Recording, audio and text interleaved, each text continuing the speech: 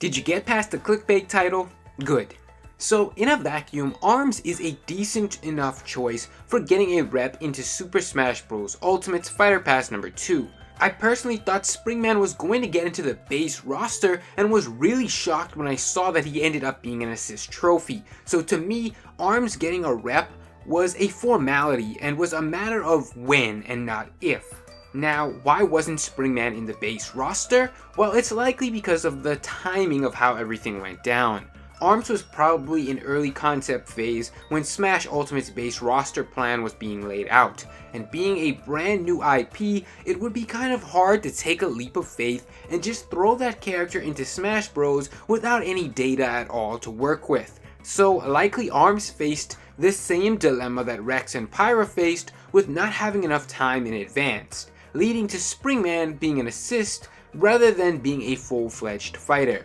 Timing has proved to be a huge factor in Smash Ultimate, and it's the main reason why I think ARMS is a bad choice in this spot. The timing.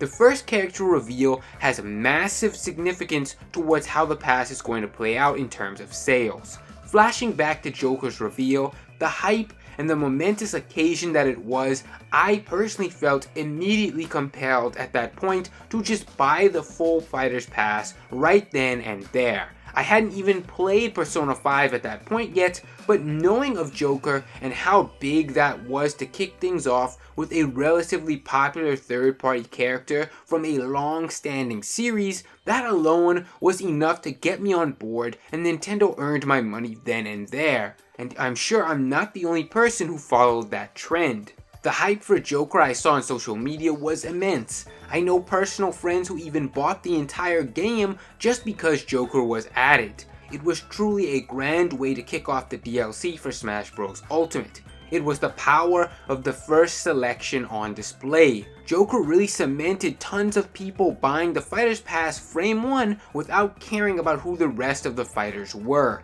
It was about that impulse decision and transaction.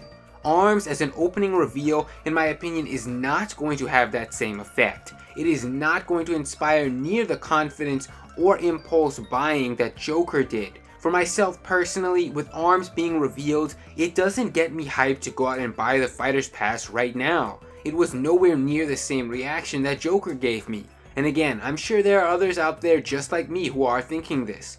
At the very least, I am going to wait and see who the ARMS fighter is and how they play, but even at that point, it's doubtful that I buy the full pass just because of the ARMS reveal. And not having that blockbuster reveal as the first fighter is going to remind people, hey, I don't need to buy this pass right now, I can wait. And in terms of sales overall, I think Nintendo is going to lose out on some dollars because of this fumble in marketing here. ARMS definitely has its own dedicated fan base that has kept up with it over the years, but it is not some, massive hit. It's not a selection that is going to get the majority of the Smash fan base buzzing or talking about it. This feels like a pick that should have been hidden somewhere in the middle of the pass, tied in with a double reveal to help soften the blow for some people a bit. However, it's important to keep in mind that this could even be Nintendo sending their own message of what to expect in this Fighter's Pass. Perhaps Nintendo is saying early, hey, this pass is going to have a very different tone. In Fighter's Pass number 1, we noticed it was heavily third-party based characters, and they led off with a banger from the jump. This could be Nintendo saying to expect a more first-party pass here instead of the heavy third-party lineup that we had in the last pass. And I do think it's a decent possibility we could be heading into that direction with ARMS being the first choice revealed here. Last time we had 4 third parties and 1 first party. I think there's a decent possibility Nintendo sort of flips those numbers here and goes 4 first party and 2 third party characters in this pass. Sakurai did go into detail about the budget being completely burned through. However, you would think that the massive success of not only Ultimate itself, but also the first Fighter's Pass would allow them more funding to be able to get big characters again. Another thing to consider is that the inclusion of an ARMS character could signal a possible sequel on the way, and Nintendo trying to drum up some hype ahead of that. For what it's worth, I saw a lot of people complaining 2 years ago that Nintendo kind of just let ARMS die and just wasn't supporting it. A common complaint was that the game felt kind of empty outside of multiplayer. Nintendo may have stopped supporting it because they were working on a sequel, and now that is coming to fruition 2 years later. Especially with them offering a free trial to online members, them wanting to get players into a game that they haven't supported in over 2 years is a good sign that something else is most likely in the works, and I wouldn't be surprised at all if we see a trailer for ARMS 2 in a June or September direct. The inclusion of ARMS does present us with a very interesting scenario overall though. Either way, we are going to see a first for the Smash Bros franchise.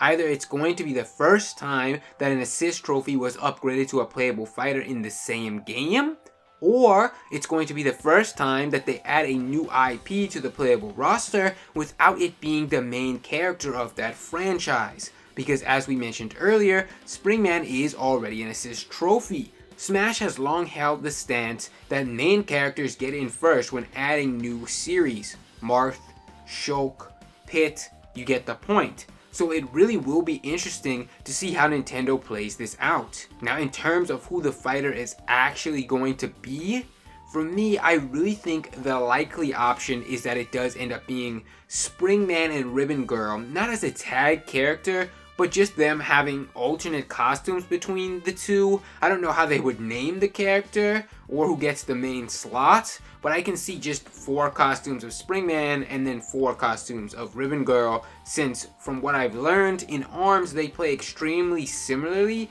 and they both can sort of be viewed as the main character or characters. So I know people are going to get their hopes up for someone like Twintelle or one of the other characters, but as Thanos said, reality is often disappointing, and for that reason, I'm expecting it to be the most boring of the bunch with Ribbon Girl and Springman. So outside of ARMS fans, who are the biggest winners from this announcement? Well, I think Rex and Pyra fans should be extremely excited to hear this news. Having a first-party character who already has representation in the game be added as the first choice should really give their fans some hope. Rex was a much more requested character than Springman, I do believe, overall, so I think seeing this definitely boosts their chances of getting into pass number 2. It also makes me even more confident that a Pokemon is going to get into this pass. I already made a video sharing my thoughts on that, but now I'm pretty much 100% sure we are going to get a Pokemon in this pass at some point. And of course, the Waluigi fans should be hopeful and rooting for Springman himself to be upgraded, because I think if Springman is upgraded, I feel Waluigi had to at least be considered to get that treatment as well somewhere here in this pass.